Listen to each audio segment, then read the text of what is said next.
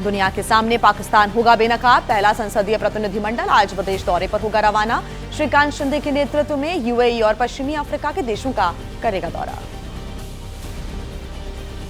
दुनिया भर में भारतीय सांसदों का प्रतिनिधिमंडल पाकिस्तानी प्रोपेगेंडा को करेगा बेनकाब। नई भारतीय नीति के बारे में दुनिया को देगा जानकारी। 30 से अधिक देश जाएंगे डेलीगेशन। अलग अलग देशों में जाएंगे सांसदों के साथ डेलीगेशन। एक प्रतिनिधिमंडल के अध्यक्ष संजय झा ने कहा, सालों दिए सबूत पर पाकिस्तान ने नहीं की कोई कार्रवाई, अब बात नहीं, भारत लेगा एक्शन। सांसदों के प्रतिनिधिमंडल में शामिल बीजेपी सांसद अपराजित सारंगी ने कहा कि यूएनएससी के 15 सदस्य देशों को भी दी जाएगी सही जानकारी। सिंधु जल संधि को लेकर भारत दुनिया के सामने अपना पक्ष रखेगा।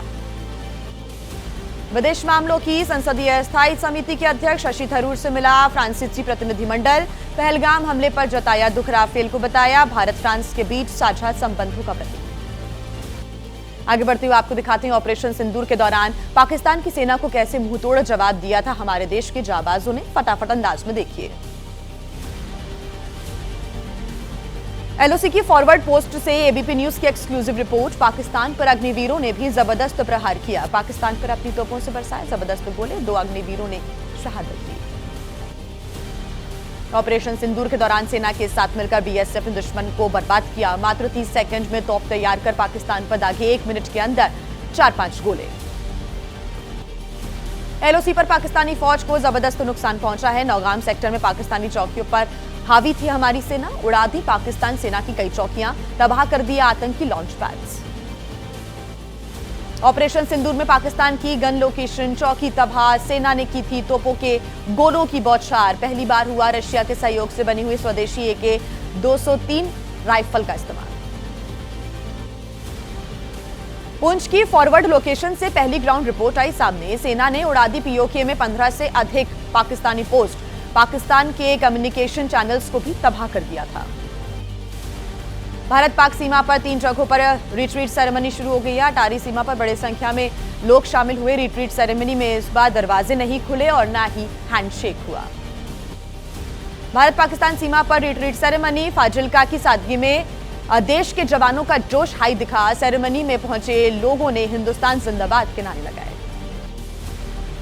ऑपरेशन सिंदूर की सफलता के बीच जम्मू कश्मीर में आतंकवादियों पर एक्शन जारी है। सोपोर में जब्त की 3 आतंकियों की संपत्ति। पाकिस्तान में छिपे बैठे हैं ये तीनों आतंकी। और आइए ऑपरेशन सिंदूर पर बयानबाजी भी खूब हो रही है। इसी से जुड़ी आपको तमाम बड़ी खबरें दिखा देते हैं फटाफट। ऑपरेशन सिंदूर को लेकर बीजेपी और कांग्रेस के बीच पोस्टर वॉर तेज हो गया है। बीजेपी आईटी सेल और अमित मालवीय पर आज कांग्रेस दर्ज करा सकती है मानहानि का मुकदमा। विदेश मंत्री एस जयशंकर पर कांग्रेस हमलावर। एनएसयूआई ने विदेश मंत्री के आवास के बाहर किया प्रदर्शन। पाकिस्तान को जानकारी देने का आरोप लगाया।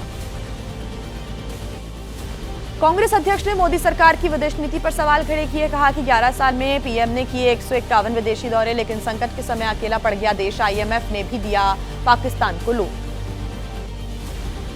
खरगे के बयान पर संबित पात्रा का पलटवार। देश और सशस्त्र बलों की बहादुरी से धोखा देने का आरोप लगाया। कहा कि पाकिस्तान को ऑक्सीजन देने का काम करती है कांग्रेस। बीजेपी सांसद संबित पात्रा ने राहुल पर साधा निशाना। कहा पिछले 2 दिनों से मांग रही हैं सबूत, पाकिस्तानियों ने खुद दिखाए हैं प्रूफ, इसलिए राहुल पाकिस्तान में बने पोस्टर बॉय। महाराष्ट्र के डेप्यूटी सीएम एकनाथ शिंदे ने की खरगे के बयान की निंदा। कहा ऑपरेशन सिंदूर ने बंद की पाकिस्तान की बोलती है, ऐसे समय में राजनीति करना बेहद दुर्भाग्यपूर्ण। जयचंद और मीर जाफर पर पहुंचा बीजेपी कांग्रेस में जारी पोस्टर वॉर। बीजेपी ने मुनीर के साथ मिक्स किया राहुल का चेहरा, बताया मीर जाफर। कांग्रेस ने पोस्टर जारी कर जयशंकर को बताया जयचंद। जम्मू कश्मीर के रिहायशी इलाकों पर पाकिस्तान ने गोलाबारी की। टीएमसी प्रतिनिधिमंडल आज से प्रभावित इलाकों का दौरा करेगा। मृतकों के परिजनों का दुख करेंगे साझा। एमपी के मंत्री विजय शाह के विवादित बयान पर एसआईटी की जांच। नेता प्रतिपक्ष ने उमंग सिंघार ने कहा है कि निष्पक्ष जांच की उम्मीद कम है। मेट्रो प्रोजेक्ट में तुर्की कंपनी से डील पर भी सवाल खड़े किए। मुंबई से सटे कल्याण में इमारत का स्लैब गिरने से बड़ा हादसा हो गया। मलबे में दबने से 6 लोगों की मौत हो गई। 6 लोग गंभीर रूप से घायल हो गए।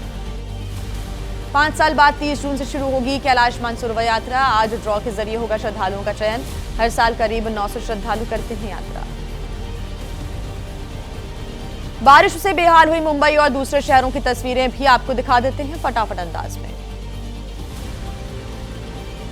मुंबई और कोंकण के तटवर्तीय इलाकों में आज भारी बारिश की चेतावनी। अरब सागर में तूफान की आशंका को देखते हुए मछुआरों को सतर्क रहने की सलाह दी गई। मुंबई में हुई भारी बारिश से वाहन चालकों की मुश्किल बढ़ गई है। दहीसर में सबवे में पानी भर गया और इसकी वजह से बीएसटी की यहां बस फंस गई। कड़ी मशक्कत के बाद बस बाहर निकल पाई। मुंबई में भारी बारिश की वजह से कुर्ला की सड़कों पर जल भराव। मई के महीने में मानसून जैसे हालात बन गए हैं। पानी के बीच से गुजरते नजर आए वाहन।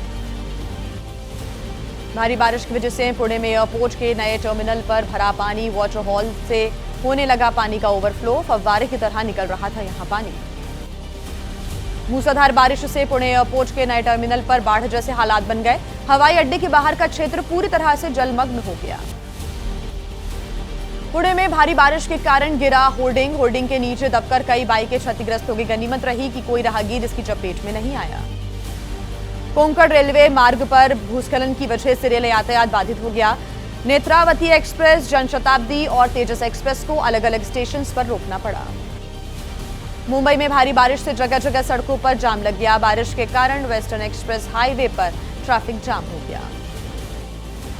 मुंबई में बारिश की वजह से गृह राज्य मंत्री योगेश कदम को करना पड़ा मेट्रो में सफर। ट्रैफिक जाम से बचने के लिए मेट्रो में उन्होंने सफर किया। मेट्रो में सफर कर रहे यात्रियों से भी उन्होंने बातचीत की। अगले 4 से 5 दिन में केरला के कुछ हिस्सों में पहुंच सकता है मानसून। देश के उत्तर पूर्वी राज्यों की तरफ भी दिखेगा मानसून का प्रभाव।